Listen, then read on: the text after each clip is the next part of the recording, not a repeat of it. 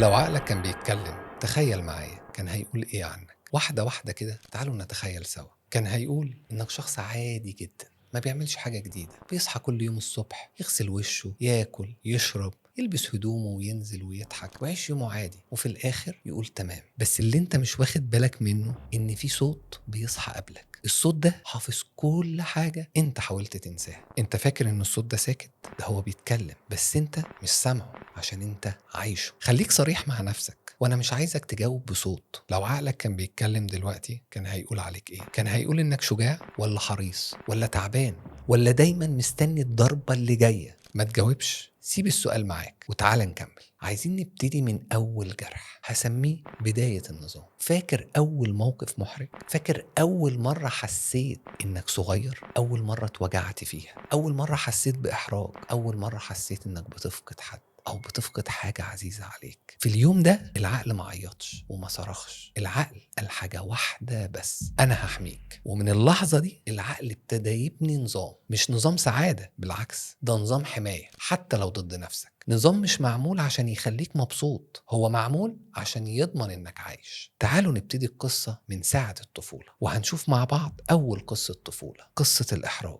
خليني أحكي لك عن طفل. الطفل ده كان هادي، مش بيطلب حاجات كتير، مش بيزعل حد، طفل في حاله، صوته مش عالي، مؤدب، دايما باباه ومامته شايفينه قاعد على جنب. كان بيلاحظ كل حاجة ويسجلها، ذكي بس هادي. في مرة عمل حاجة بسيطة، غلط صغير قوي، يمكن حتى ما كانش غلط، ده كان اجتهاد انه يكتشف حاجة جديدة، بس اللي حصل له كان اكبر من سنه. عارفين ليه؟ لانه اتضحك عليه قدام الناس، ابتدوا يتريقوا عليه، ابتدوا يلوموه، يغلطوه، وهو كان مستني حد يطبطب، كان مستني حد يقول له ولا يهمك. الطفل ده لما اتحرج ما عيطش، بس عقله كان لازم يظهر في الوقت ده وقال له انا مش هحط نفسي في الموقف ده تاني. عشان كده من اليوم ده بقى يحسبها كويس قوي، يسكت قبل ما يطلب، لانه لازم لما يطلب يبقى بيطلب صح، ويستحمل قبل ما يعترض، عشان ما ينفعش يعترض والناس تتريق عليه تاني او تلومه او تعاقبه او تزعق له. فالناس قالت بالعكس ده عاقل قوي. ما عرفوش ان ده مش عقل اصلا، ده حذر.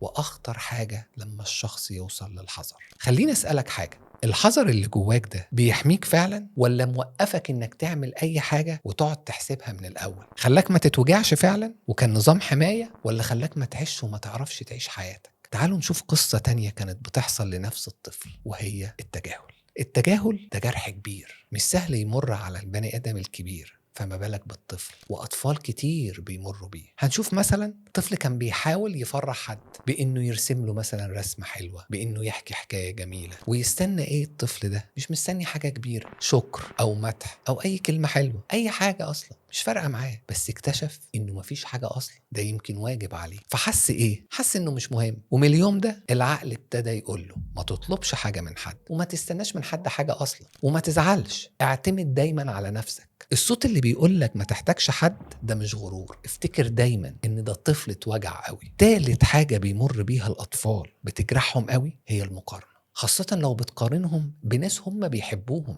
اخواتهم الصغيرين، حد من قرايبهم. عشان كده المقارنة في مرحلة الطفولة دايما بتسيب جوانا وجع وألم ما بيروحش بسهولة، لأن الطفل ساعات بيبقى كويس، مش دايما كويس ومش أحسن حاجة، بس على الأقل كويس. بس دايما بيسمع إيه؟ بيسمع إنه مش كويس، مش عشان هو مش كويس، عشان دايما يقارنوه بغيره ويقولوا له بص حواليك، شوف فلان بيعمل إيه، شوف فلان ناجح إزاي، شوف فلان بيوصل إزاي، وإنت ما بتعرفش تعمل كده ليه؟ فاتولد عنده إحساس إن في حد أحسن منه، فكبر وما يعرفش يفرح غير وهو تعبان. فخلينا نراجع واحدة واحدة النسخة القديمة اللي جواك، عشان الطفل ده لما هيكبر وهيكبر العقل معاه، الصوت ده هيفضل موجود، وهيتلخص مش انه صوتك ولا صوت حد غريب، بالعكس ممكن يكون صوت ابوك وهو بيقولك خلي بالك ما تعملش كده، او صوت مامتك وهي بتقولك ما تغلطش، ما ينفعش تغلط، او ما تعملش كده، او هي بتعاقبك، او يمكن صوت تجربة فشل، او صوت احراج اتعرضت له، او صوت خسارة كبيرة خسرتها. انت فاكر ان ده صوتك؟ لا، ده مش صوتك،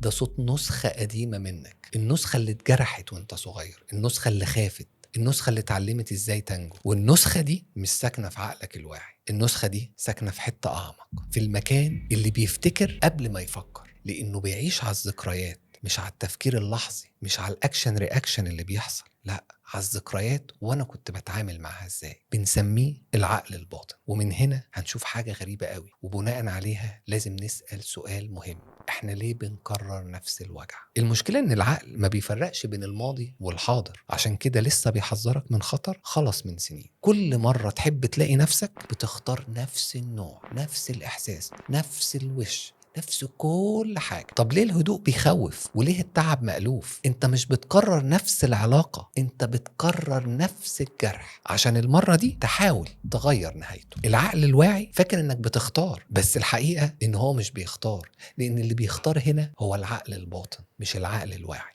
الجزء اللي بيجري على اللي يعرفه حتى لو كان بيوجع. تعالوا نشوف مع بعض قصة بنت حكت لي إن كل علاقاتها كانت مع ناس بعيدة عنها، مش متاحين حواليها، مش موجودين قريب منها، وكانت كل مرة بتقول المرة دي مختلفة وهحاول أقرب وهحاول أتعامل عادي. ولما اتسألت ليه العلاقات دي بتخوفك أو ليه العلاقات في العموم بتخوفك، قالت علشان أول شخص قرب لي سابني فجأة. فعقلها هنا اتعلم معلومة مهمة، إن القرب يعني خطر، فبقت تختار اللي ما يقربش، مش عشان بتحب العذاب، لا، علشان عقلها اتسيستم ان ده الامان. طب خليني اسألك انت سؤال مهم هيفرق معاك كتير: انت اخر مرة اخترت حد بعيد كنت بتختاره ليه؟ فكر وجاوب مع نفسك، بس هغششك شوية حاجات وقول بينك وبين نفسك ولا لا، علشان تحبه ولا عشان عقلك مرتاح مع الوجع اللي عارفه. فخليني اقولك ازاي تمسك الدركسيون، عشان العقل دايما بيدور على الحاجة المألوفة، الحاجة اللي متعود عليها، مش الأفضل بس اللي هو متعود عليها. زي مثلا